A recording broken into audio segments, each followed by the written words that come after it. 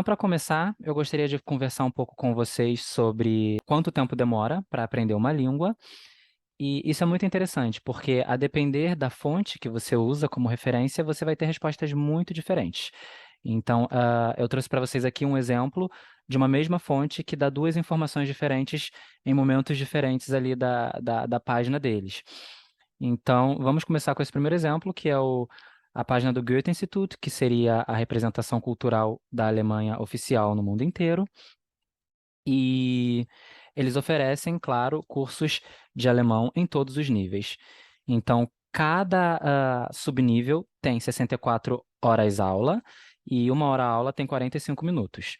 Então, quando a gente fala, por exemplo, aqui de 128 horas, são 128 horas de aula em sala de aula e cada hora tem 45 minutos.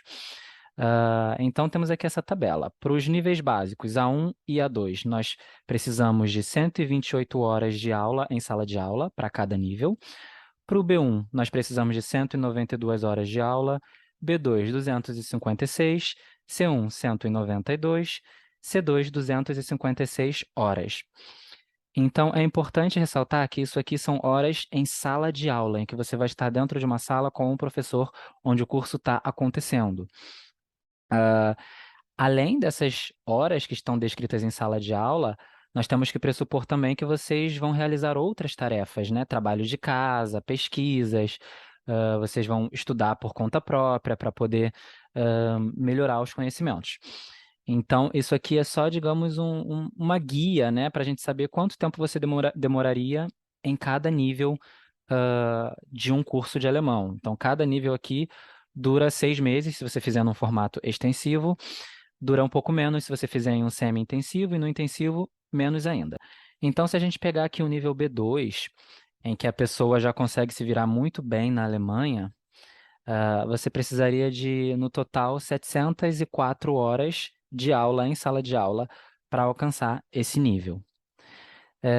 Mas o próprio Goethe-Institut também, na sua página, dá as seguintes informações. Quando a gente vai olhar lá sobre as provas de certificação de proficiência em língua, as informações que são apresentadas são essas aqui, que para alcançar o nível A1 você precisa de 80 a 200 horas aula, A2 200 a 350 e assim por diante.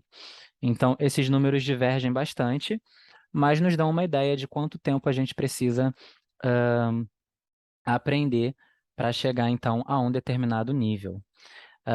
Então quer dizer que se eu pegar aqui 200 horas, eu vou estudar todos os dias e cronometrar quantas horas eu estudei. Quando eu tiver estudado 200 horas, eu quero ter completado o nível A1. Sim, pode ser que você consiga, pode ser que não. Como eu falei, é uma coisa bastante individual. Pode ser que você consiga muito antes, pode ser que você consiga depois. Tem vários fatores que influenciam